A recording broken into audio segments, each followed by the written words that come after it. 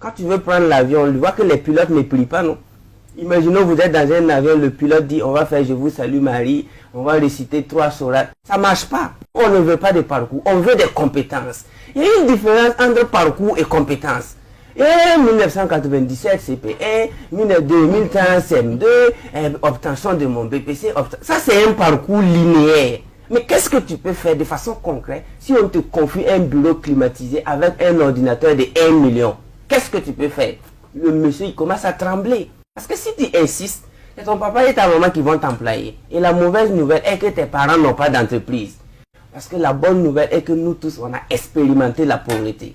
Et on sait pourquoi on était pauvre. Et on sait pourquoi on est en train de quitter la pauvreté. Allez-y faire vos recherches. Un Américain normal participe à 30 événements payants par semaine. Chaque semaine. Ça fait combien de milliers de dollars qu'il investit dans son éducation par semaine? Mais quand vous allez côtoyer nos gars là, il va faire 1 an sans lire un livre.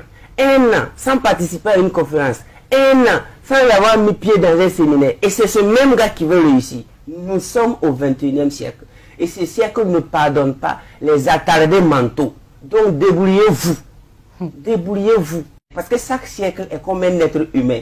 Il faut toujours demander au siècle, toi tu manges quoi? On ne doit pas se mettre à vivre au hasard dans un siècle, sans connaître quelles sont les exigences du siècle. Le 21e siècle là, c'est un siècle de connaissances pointues, où on ne tâtonne plus, où ceux qui sont bons sont virés, et remplacés par ceux qui sont excellents et meilleurs. Même si tu es bon, on va te chasser au 21e siècle, et mettre ceux qui sont excellents.